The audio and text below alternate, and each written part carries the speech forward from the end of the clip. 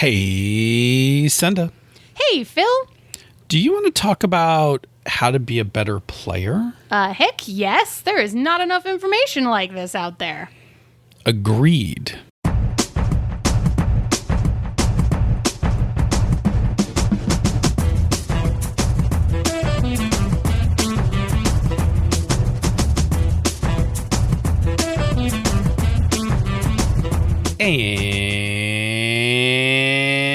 And welcome to another episode of Panda's Talking Games. I'm your host who occasionally plays a character in a game, Phil. And I am your other host who plays characters all the time, Senda. And welcome back, Panda's Talking Games. This is going to be a little bit of a... We're going to actually number this episode. Yes. Because we're going to talk about a thing tonight, but we're also going to save a little time at the end to talk about stuff that's giving us life outside of gaming. And, like the other chit-chats, I will not be editing this episode, so find your outtakes embedded throughout the show. We've hidden them. We've carefully hidden them throughout the entire show. A treasure See hunt. if you can find them all. There are 12 of them. Ooh, oh boy. Why would you say that? Is this the first one? Because it will either be true or it won't. I was like, do I have to Somebody's going to work really hard to try to figure it out, though. Anyway. Okay. Our topic for tonight comes from where? It comes from the Released podcast.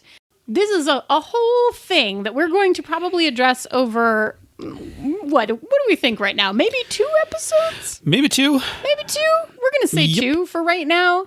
So, and I know that this conversation went on from here on our forums, so y'all can check out our forums and remember that you can put in topic ideas for us under the Panda's Talking Games section of the Misdirected Mark forums.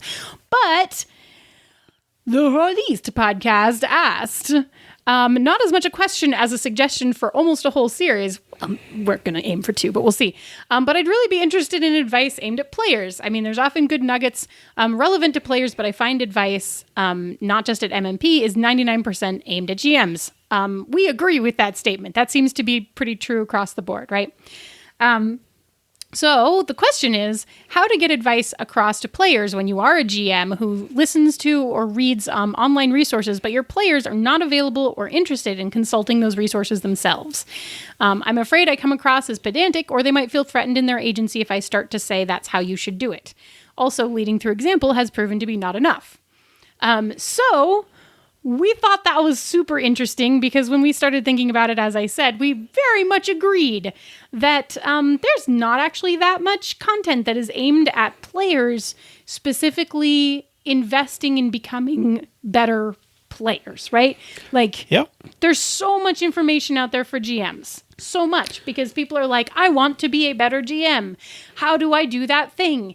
And so you can find tons of things on this show, on this network, across the internet at large, on Gnome Stew, all over the place, right? About being a better game master. Books about it. Entire books. Some of them written by this lovely gentleman sitting across the Zoom camera from me. There is a ton of GMing advice. There is not as much player advice. In fact, it's sort of hard to come by. Yeah, I think in talking about this, I think that I'll pause for a second. What I want to do first is kind of talk a little bit about why this is. Sure, yes. And then I want to talk a little bit about actually answering the question about how we could, and I'm not saying I'm doing this in one answer. I'm saying this is how I'd like the conversation to go. Sure. I would like us then to talk about how one could build up a culture like that. Sure. So I'll address what I think is part of the problem. You nailed part of it, which is I think have nailed the symptom, which is there is a disproportionate amount of GMing advice on the internet compared to player advice. Yes, correct. And I will say that I think there are some things in our hobby that aren't actually true that have led to this. Yeah. So, the first one is, and I think this is completely true, is that we have created a culture where improving your skills as a GM is a thing to achieve. Yes. Right? It's like an achievement. But we don't do the same thing about being a great player. Yes. Right. So we do acknowledge that there are people who are great players, and we acknowledge there are people who are great GMs, and we acknowledge that there are problem players and problem GMs. But the difference between the two is that when you hear somebody talk about GMing, they almost always talk about it in terms of constant improvement. Yes. Right. So like you hear somebody like, oh, I ran my first session. It was really clunky. And, like the story went completely off off of what I had planned, but it was amazing, whatever. And I hope to improve. Yep. But you never hear players talk like that. No. You never hear a player who's like, I sat down with my character. I think I had kind of a mediocre night in terms of my contributions to the game, but I'm really going to like focus and try to like next week I'm going to come back and really just like play harder. Yeah. We never hear that. And I think it's in part because GMs have been for the longest time in this hobby expected to be in this kind of state of constant improvement. And I say this as a forever GM, you're a forever GM. Yeah, like, I mean, we're going to be racking up like 40 years of GMing soon. Yes. So in nearly 40 years of GMing, I've never not worked at being a better GM. Yeah. Right? Like I've always analyzed the games I've run. I mean, I do this on 2 podcasts. Like you've said, I've written books about it. I've written 200 plus articles on Gnome Stew about it, right? Like the idea of GM improvement is something that's been part of me for almost the better part of a decade. But I'm also a player in a game, and I never do this as a player in a game, right? Like I never like finish up a game and been like, oh, I don't think I embodied my character as best as I could tonight. I really gotta work on that next week kind of thing. I'm just like, oh, game's over. Cool game, dude. Thanks. That was fun. And then like I'm rolling off to do something else. Is it different for you? Yeah, I was going to actually say I've never left a game going, oh man, I got to play my character harder.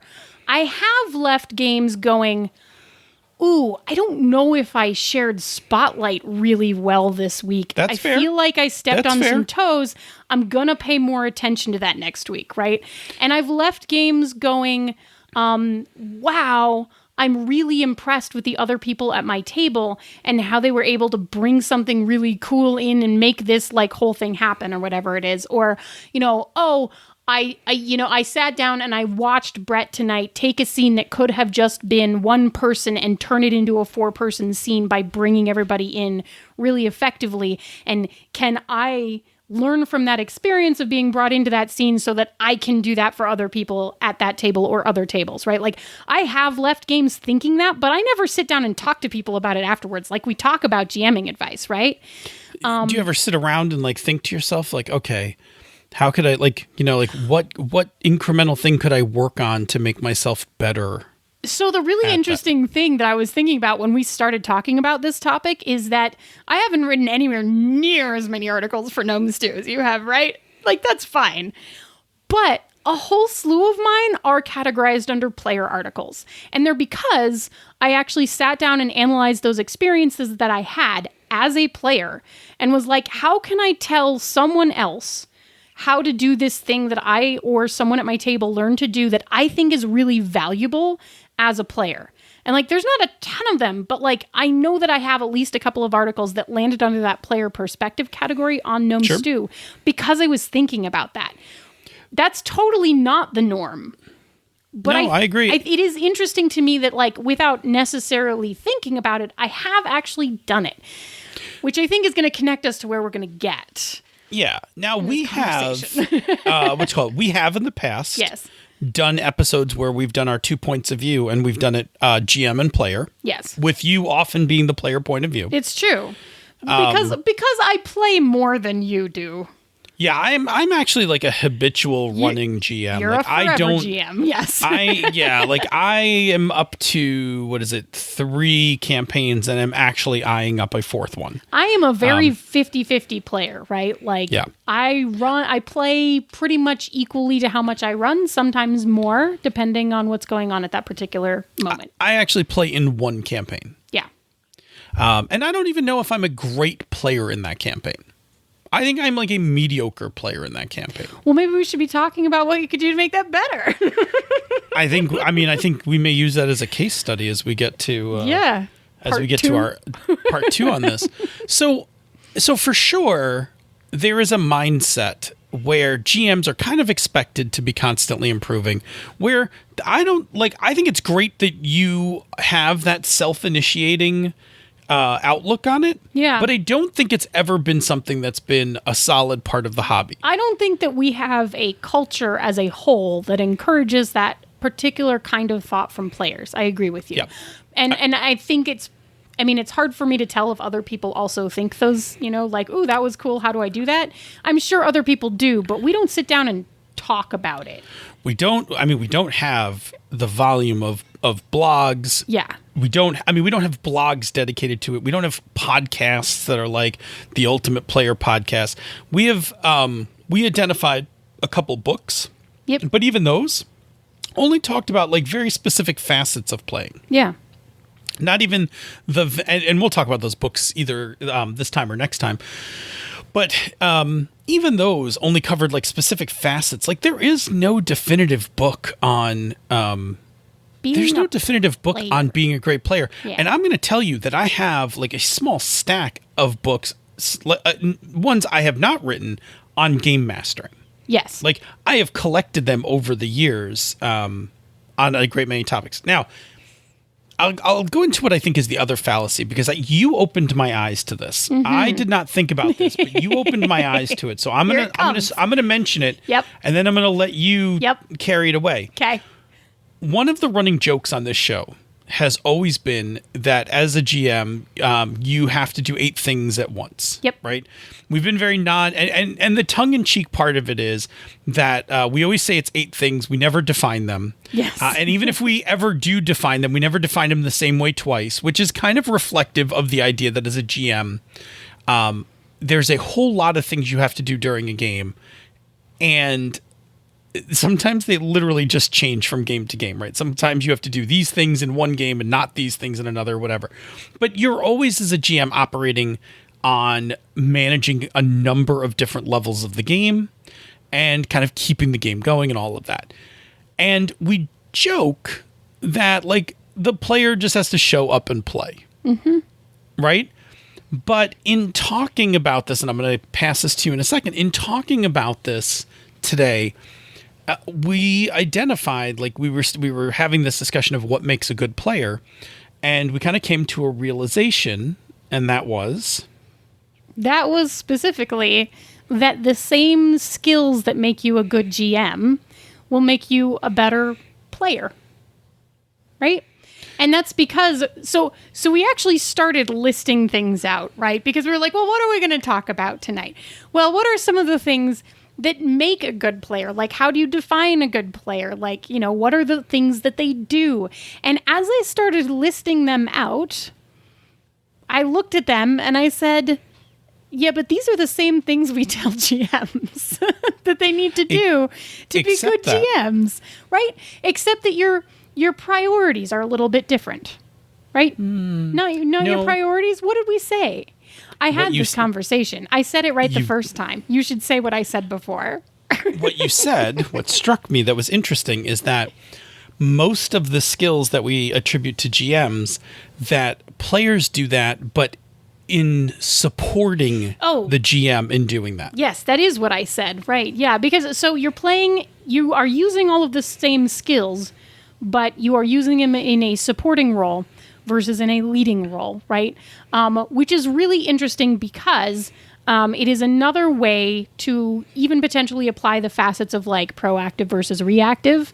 If you wanted to put it in that way, you could. Although it's part of the reason that having a proactive reactive conversation is tricky, because I feel like you can apply those titles to GMs or to players, etc. But it means that you have someone who is directing the story.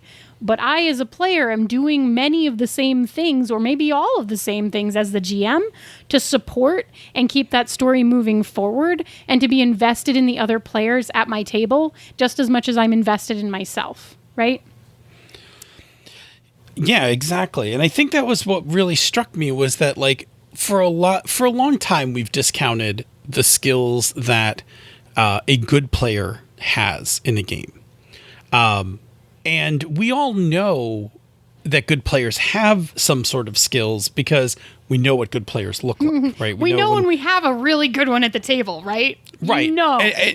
Right. And it's largely because that player is helping to make things happen in the game, which is the supporting part of what you're saying. Yep. If the GM is in a traditional GM player model, if a GM is like putting out the story content, then a good player on the supporting side is running with that. Yes. Right? Like they're taking it and they're advancing it forward. If the GM is trying to manage spotlight, a good player knows when to let their spotlight go, when to pull other people into it, when to lead with it, that kind of thing, right? So we know, like, sometimes we'll say this player is a very generous player. Right. Right, because they share their spotlight. Other times we'll say that a player is a very imaginative player or a rainmaker, right? Because they bring spontaneity to the game. Like they help propel things forward. Yes. Another thing that I will actually say is it is also perfectly possible for you as a player and as a GM to make sure that you don't take actions that make a failure that just causes the game to stop, right? So if you say, ooh, a cursed gauntlet, I'm just going to put that on, and I as a player say, no, I'm going to stop him, right? Okay, I stop you, and whatever, and now nothing happens, wah-wah. Versus you as a player, I'm like, oh no, don't put it on, and you put it on anyway, and now I get to react to you. The story is moving forward, which is very similar to if I'm a GM and I say, and you roll a 2, and I'm like, well, you failed. Versus, you failed, and also now, like, How can that failure move the story forward so that something still happens, right? It's interesting because you, as a player, have the same obligation to not put roadblocks in the way of the continuation and forward momentum of the story that a GM has. I'm going to rein us in a little because I think we're getting into a little bit of next week's topic. I agree, but it's exciting. Sorry. Okay. So to back up, to go to the, like, why don't players do this, right? What we've said that one, there isn't a lot of collated information. Yep. Right? Collated, curated information on this topic. There's not a large discourse about it. Yep.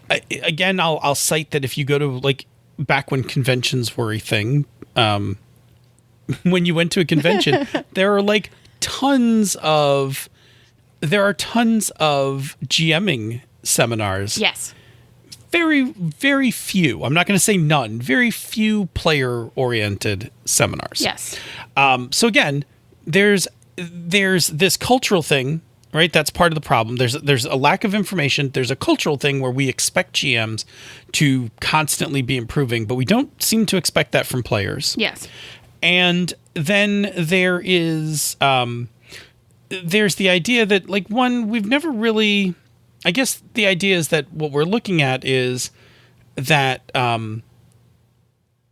in the past we've kind of made it, people have lightheartedly said, like, players have it, quote, easy. Right. But I think what we're really coming to understand is that players exercise the same amount of skills, just in a different way than a GM does. Yeah.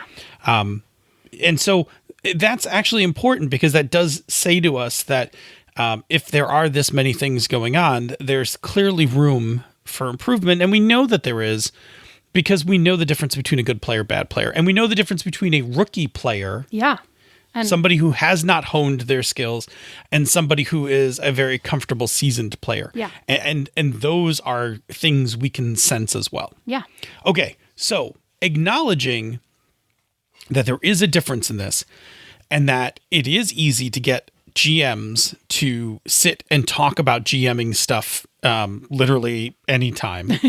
Yes. Literally anywhere on any platform. Yep. Yep. Just throw out a hot take and we'll all come running. And just watch it. Or just throw out a question. Don't even hot take, right? Just be like, I don't know, what's the best way to start a mystery? And then just leave that on Twitter and watch what happens after that, right? Yes. Yeah. It's great because GMs love helping other GMs, right? GMs are generous with other GMs in terms of advice.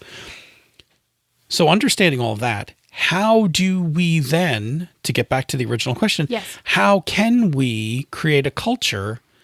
And I'm not going to say a culture as in within the game industry, because that is way too big. How do we create a culture within our circle Yeah.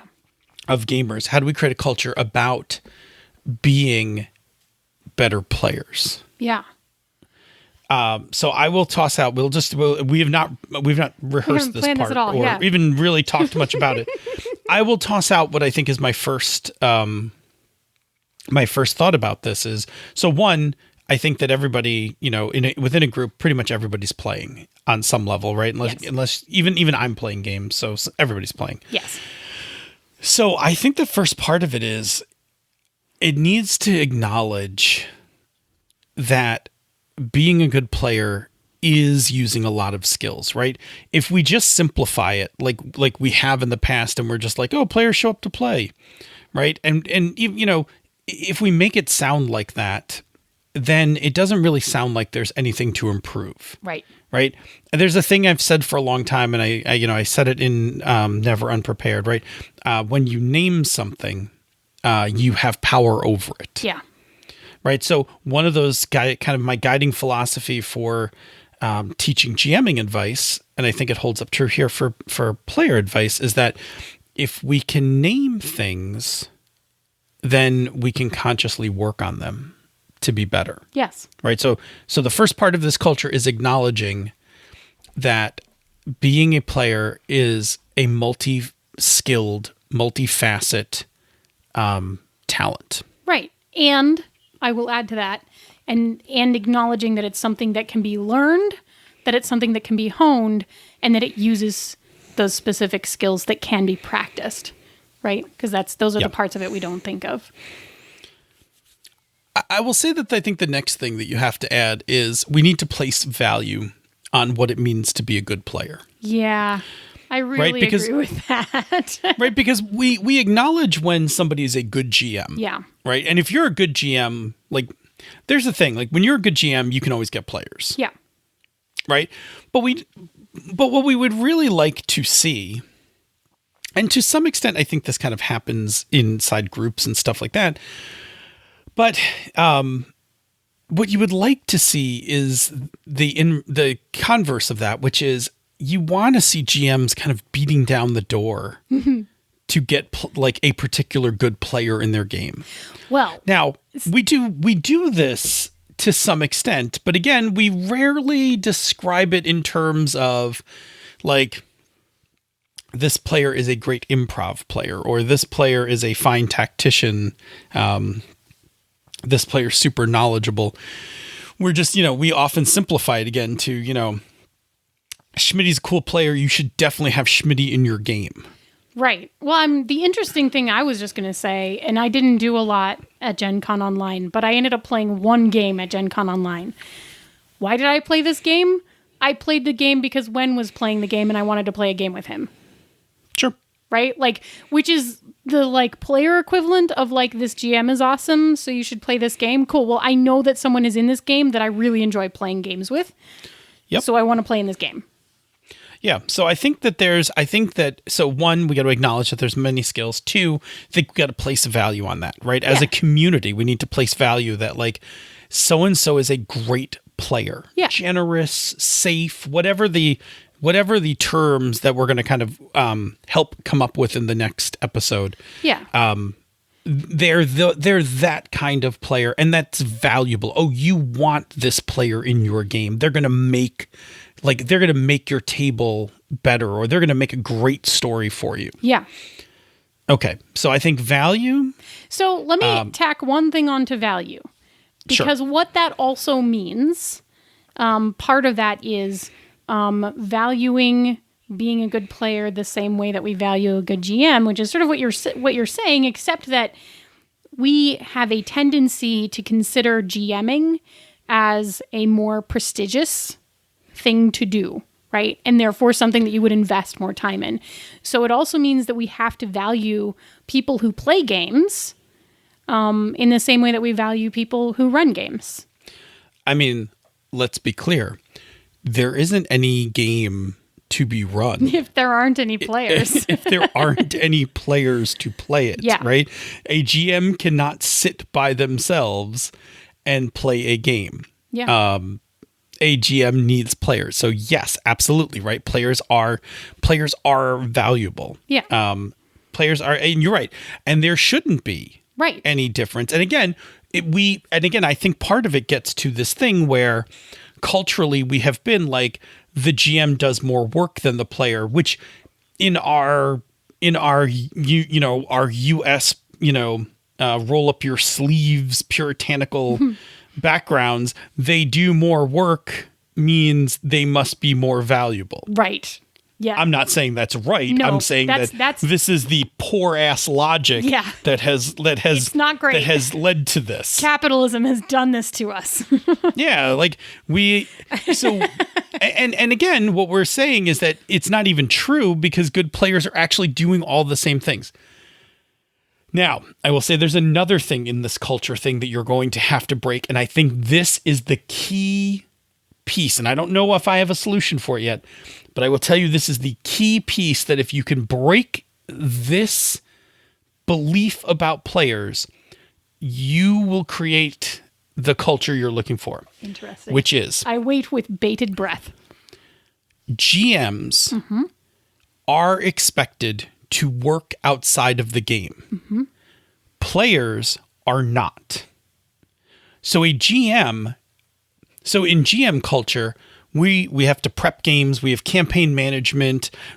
Sometimes we have player management, right? Like we have to manage often we're the people who are scheduling the game and all that stuff. So when you take on the mantle of being a GM, right? The mantle. See already. Let me stop. I know. Let me stop. Let me break it right there. Even the words that we use. When you accept the role of GM. Sure. I think that is more That's equal, more right? fair, yeah. When you accept the role of GM, you have already accepted that you're going to do work outside the game. So when you start reading articles about GM improvement, you're like, cool, I'm just like, I will do that as well as I'm working on my game. Yeah. Right? Because I'm already working outside the game. But we know that for the most part, that there isn't the same expectation on players. That as long as players kind of have their notes together, level up their character when, in between games or whatever, that characters don't have, quote, homework. Right. So it's very like the player mindset is you come to the table, you play the game. Hopefully you do a nice job of playing it.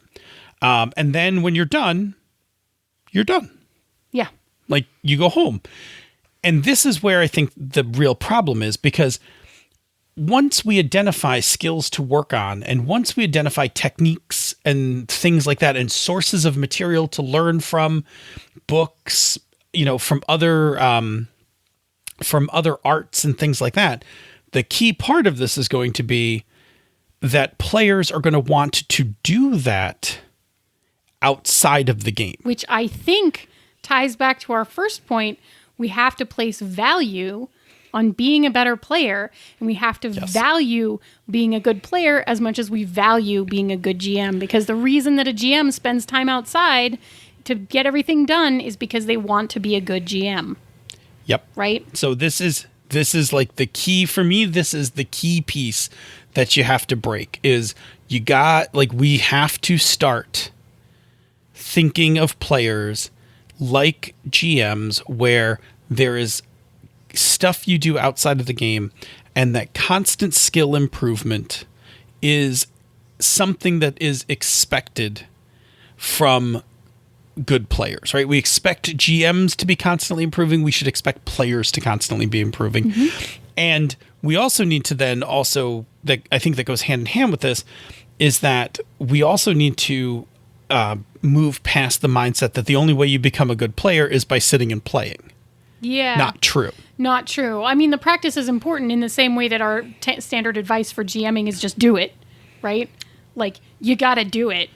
But once you've done it and you've had an experience, there are ways and means that you can then address that or be like, that was really cool. How do I do more of that? that thing that I did I really didn't like, or that someone else did I really didn't like. Like, how I see what that is in that particular situation, but like, how can I break that down into a thing that I can make sure that I personally avoid doing to someone else in a future game, right? Like, what is that? You stymied them so they didn't get to do the thing they wanted to do, and nothing came of it, and it was boring, and it stopped the story. Okay, so like, how do you not, what are the lessons that you can take away from that, and how can you learn more about those things, and how can you learn how to avoid them and practice those skills? Which is what we'll talk about next time, but... Yeah, exactly. But like, I'm just having this thought, right, as we're just having this spontaneous conversation. And so my thought is, what I would love to see is, I would love to see the opposites of almost all of my articles. So, for instance, if I'm a GM, I gotta start rolling up my sleeves here. Well, here we go. Let me give you an example. Bring it. I'll give you a hypothetical. Sure. So, if I'm a GM and I'm going to start running Trail of Cthulhu, Sure. All right, Pelgrane's Cthulhu Gumshoe game, right? Here's what I'm going to do. I'm going to look up techniques for GM. Like, I'm going to look up techniques for GMing Gumshoe, right? And I'm going to find a ton of them, right? Ken and Robin have done articles. Other people have written articles. I think Misdirected Mark did some when we were running Knights Black Agents, right? Like, I'm going to find a whole bunch of things about running Gumshoe. Yep. And then I'm going to look up GMing Cthulhu. Or GMing Lovecraftian stories. And I'm going to find, people are going to tell me, like, go to Lovecraft-esque and read the essays in that. Go look at, go listen to Ken and Robin, whatever. There's a multitude of those. If I'm playing Trail of Cthulhu,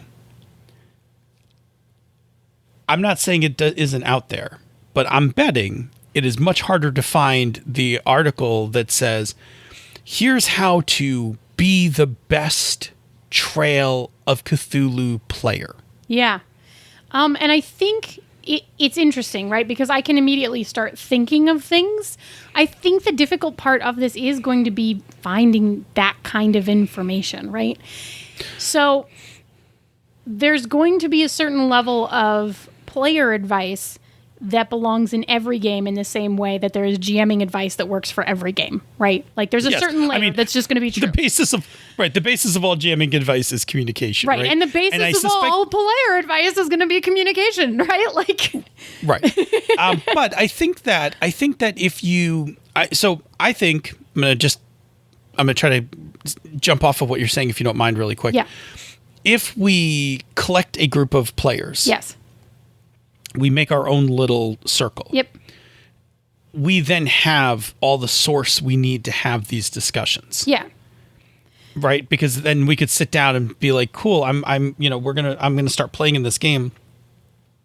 Does anybody have any cool tips for having, like, how to play mysteries well, or how to be detectives? Right. And I think that's more what it comes down to, is if I was searching for something, I would be searching for things like, how to manage, tragic arcs, story arcs, right? Like, you might be able to find some things from even just writing advice about writing about main characters and that kind of thing. Because if I know that I'm heading into a game that is Cthulian, then I assume that things are going to come to a bad end. What do those story arcs look like? What makes a really satisfying one? What are some beats that I could try to work into how I'm going to do things? How do I effectively manage, maybe secrets? Seems like something that would come up in a mystery or a Cthulhu game, right? So, like, I might be looking up, like, managing secrets at the table with players, or something along those lines, which I happen to know there's at least one article out there because I wrote it, and it's about players keeping secrets. So, it's going to be that kind of thing where you're breaking down more specifically to not necessarily going out on the internet and being like, how to be the best player for Trail of Cthulhu, because you're probably not going to find that much, because being that specific, I just don't think that there is going to be that much content out there to find. We need people to go make that. I know. Like I said, I'm having some thoughts. I haven't been writing anywhere near as many articles as I should for Gnome Stew, and I'm having some thoughts and feels right now about that, and I'm not making any promises. We'll see what happens. happens. It's pandemic. It's pandemic time. Nobody's requiring you to make promises at this point. but I'm thinking about it, right? So it would be neat to me, for sure, to think about things, because people will write like a series of 10 articles on like the top GMing skills or whatever. Like, I think it would be cool to write a series of articles on like the basic player skills.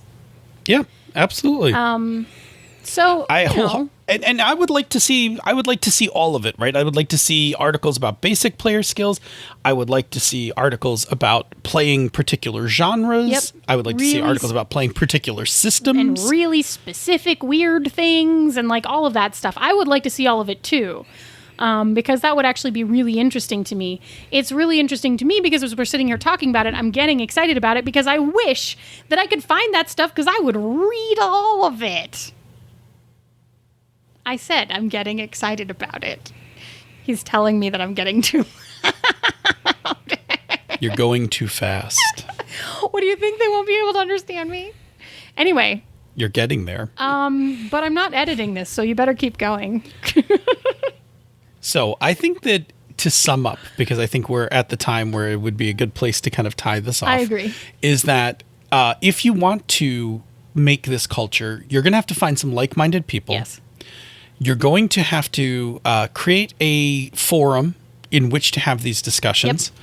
Yep. You're going to want to start asking questions like this, like, how do I do this better? Do I do that better? I think our next week episode about some specific skills will help with that. It will by no means be comprehensive, but I think we'll give you some ideas of where to look. Yeah.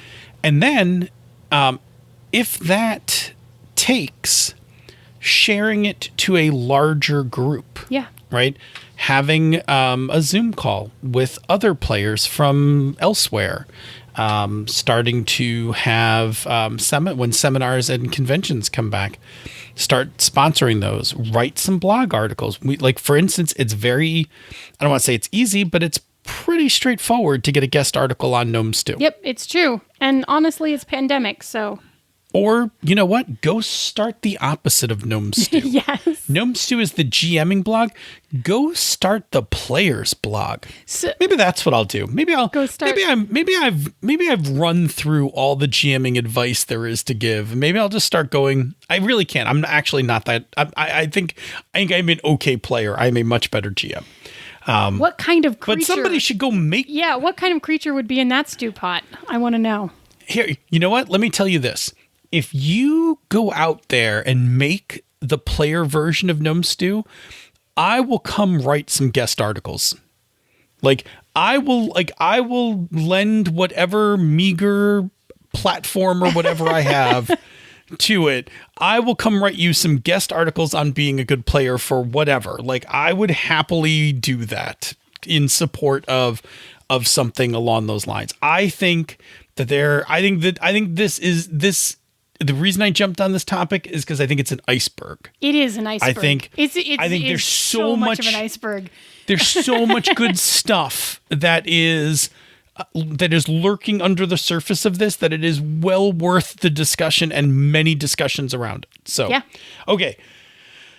In order to wrap up this episode, I think we still have enough time to briefly talk about a thing that's giving us life. Yes.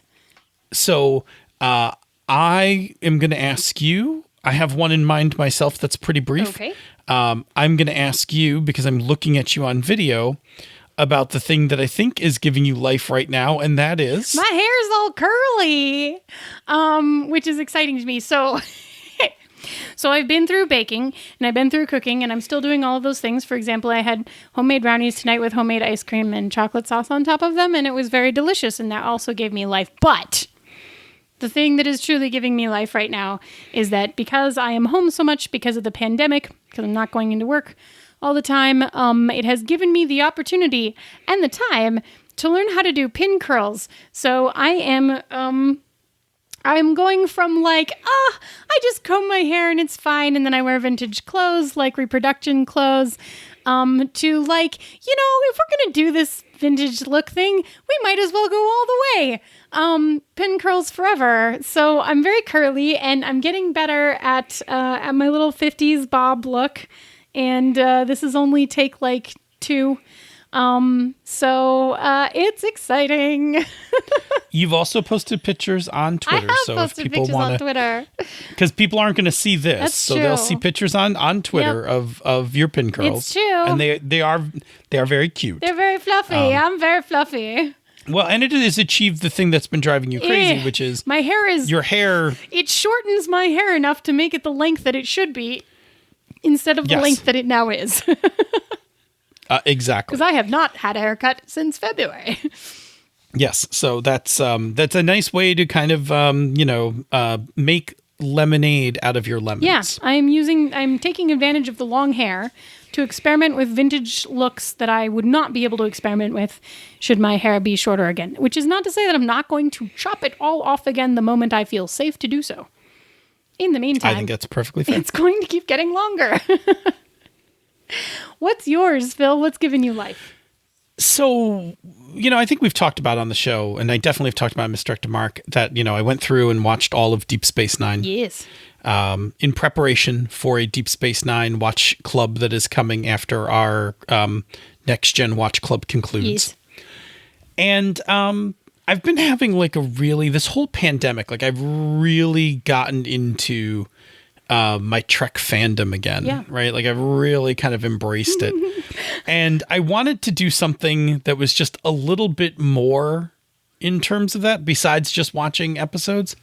So, and I didn't tell anybody about this. I just went off and did it on my own. I commissioned a friend of Encoded Design and fantastic illustrator Matt Morrow. I commissioned him to make me an illustration of me as a Star Trek captain in the latest uniform for the Deep Space Nine era. So the one with the gray shoulders with the colored turtleneck. And I gave him pretty detailed specifications for what I wanted, and I wanted to look like me, so I kept my glasses, even though glasses are not a thing that people wear in Star Trek, because they fix that in the future. But it had to look like you. You get glasses. I wanted it to look like me, so I kept the glasses on. There's some cases where people wind up having glasses in episodes of Star Trek, but whatever. Anyway, so Matt did the illustration for me. It's fantastic. And in doing so, I even thought about what would my ship be, right? Mm-hmm. So I even figured out my ship name, right? The USS Ludington, named after Sybil Ludington, the Revolutionary War hero. And so I have this great illustration of me on the bridge of you can see the captain's chair behind me. Can we share it in the show notes? We can share it in the show notes. It is also on Twitter as well. Okay. I posted it out on Twitter so people can find it there as well. We'll see if I remember to put it in the show notes. Yeah. Good. You can just put the tweet in if you find it. I should just do that. Captain Vecchione. But anyway, I really had fun doing it. And at some point, I'm going to print it out and frame it and put it up because I really dug it. Can I say something about Star Trek? Yeah. Apparently, I am a real Trek nerd now because I have now fought about pseudoscience technology on the internet with other Trek nerds. Yeah, I saw that. You have cleared a major. You have gotten into your first. It is now inescapable. I cannot back out. It is. You have entered a whole new world. I believe that was the Second Chances episode with Thomas Riker. Oh boy, it just raised some issues for me with how the transport beams work. Can I tell you there's a very specific reason why we watched that episode? Does he come back?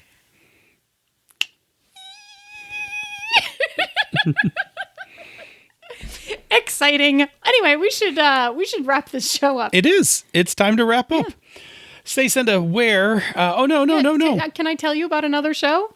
Please, before I get to the end of the show, please tell me about another show on the Misdirected Mark Network. Awesome. I'm going to tell you about Down with D&D, where the Mad Wizard Sean Merwin and Teos dish about everything D&D with a focus on the brand and newest edition of the world's most popular tabletop RPG. Check it out. I feel like Teos is going to need like a few more titles. I know. You got like the Mad Wizard Sean Merwin. It doesn't sound the same as the Mad Wizard Sean Merwin and Teos. Well, like, I know. It should be like the fearsome barbarian Teos or something, like the enigmatic rogue Teos. The powerful sorcerer. Yeah, exactly. I don't know. We'll just have to, you know what? I'll follow up on the Slack. We'll find out. Yeah. Just, I feel like there's room. I feel like there's room for some extra, titles there. But anyway, Down with D&D, fantastic show. Yeah. Anyway, yes. So, Senda. Yes. Where do people find us on the internet? Well, you can find us on Twitter at Pandas Talk Games. You can find us in the Misdirected Mark forums where this particular question came from, which is forums.misdirectedmark.com.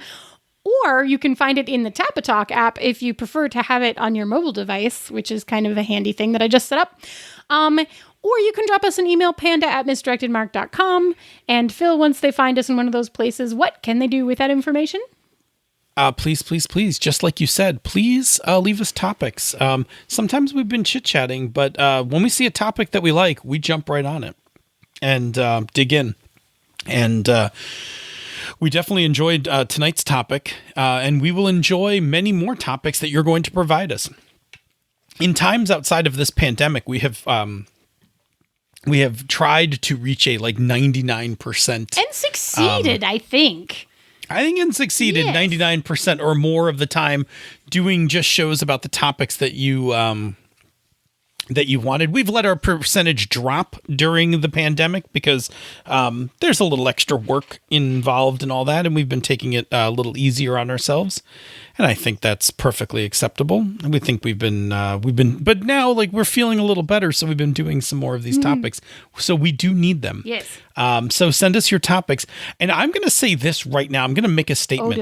Normally, we talk about GMing topics, but if you want to send us a player topic, we will do that. Yeah, send us your player topics. I want to talk about them. Yeah, we will do player topics. Woo-hoo! Maybe we should change our show description. Does our show description only say GM? No, it actually still talks about one-shots and campaigns, which is nonsense. We can talk about players and one-shots and campaigns. Yeah, we could. And we can talk about player skills. We'll talk about whatever we feel like. And you just tell us what you want to hear about, and we will talk about it. Absolutely.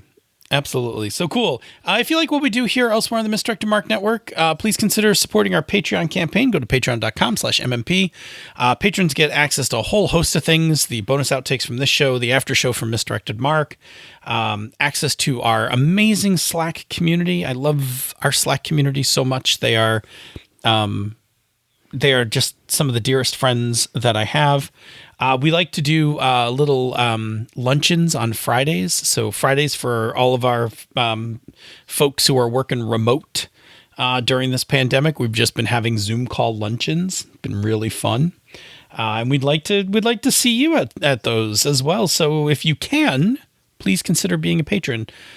We really appreciate it. The money that you pledge to the network is what makes all of this possible, from server hosting to equipment to, just all of that stuff, microphones, cords, all that nonsense. But it is actually stuff we really need. So super helpful, and we appreciate it immensely, especially during these times. Now, if you're already supporting the Patreon campaign, which is wonderful, or unable to support the Patreon campaign, which is totally fine, there is another thing you can do, because what we have learned through peer-reviewed scientific study, I can't back any of this up. I was going to ask what scientific through study advanced statistical modeling. Sure.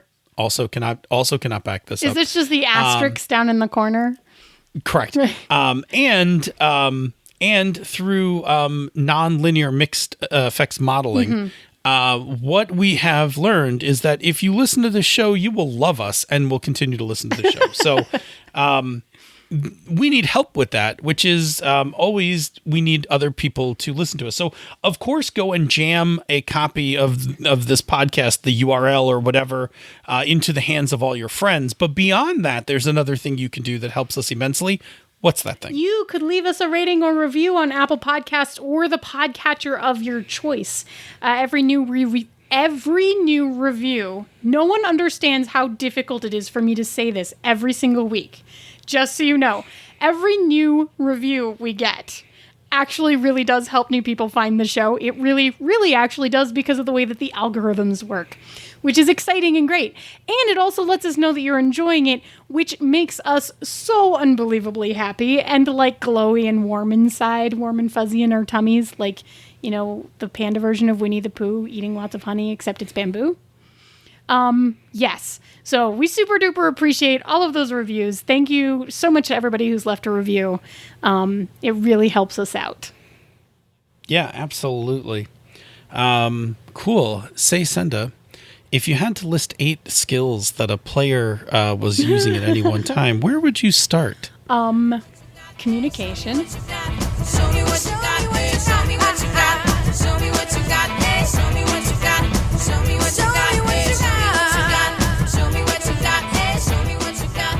Show me what you got, hey, show me. This show is a joint production of She's a Super Geek and Misdirected Mark Productions, the media arm of Encoded Designs. Show me what you got, hey, show me what you got. Show me what you got, hey, show me what you got. Show me what you got, hey, show me what you got. Show me what you got, hey. Key. Click, click, click, click, click. No. Click hey. Click, click, boom. It's a song. Oh, okay. Because Do you not know that song? apparently, I don't know, do I? Apparently you do not. Well, it made me think of one that I know is not the song that you're thinking of because it sounds vaguely familiar, but it's not coming to mind. But of course, I've been watching lots of TikTok. So in my head, I went bang, bang, bang. So put your best dress on, everybody. Pretend you love this song. Everybody come hang. Let's go out with a bang. Do, do, do. You don't know that one? Oh. I don't think I do. Really? Oh man, it comes up on my feed so much. There's a thing people do now, which is like they go bang, bang, bang, and then they bring their arms down, and that's where they do the, oops, I bumped the mic, but that's where they do the transition. Okay. I don't think I know that one. I don't know how our feeds are so different sometimes. It's wild. That's been on my TikTok playlist for like a really long time because I liked the song so much. Bloop. You know we're not supposed to do a lot of before show, right? Yep. You're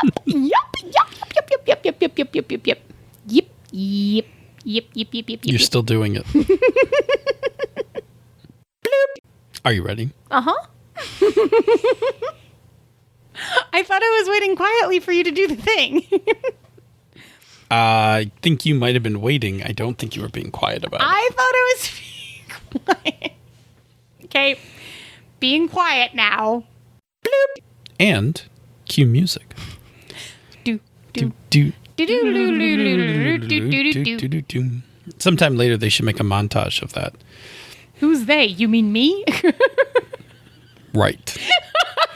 What do you think edits the show? Just asking. Fair. I'm not gonna. Somebody else should do it. Bloop. And I don't have it up right now. We should have not started until I did that. Ding. Will you keep them entertained for a moment, please? That's one. Like Marshall from the Slaps giving episode. What were we thinking that we started this show without me opening a window that had the information upon it? Oh, you know. We just wanted to get started. Badly. Are you close, or do I have to? No, keep talking. Oh, I got to fill up some more dead space. So anyway, we were going through our list of topics, and this one jumped out at us, and we both started having good ideas about it. So that's pretty much the secret to how a topic becomes a show, is that it has to spark enough discussion between the two of us that we're like, oh, you know what? This thing does have enough meat to be a show. Okay, I have it now. There we go. You'd think this was live or something. Good heavens.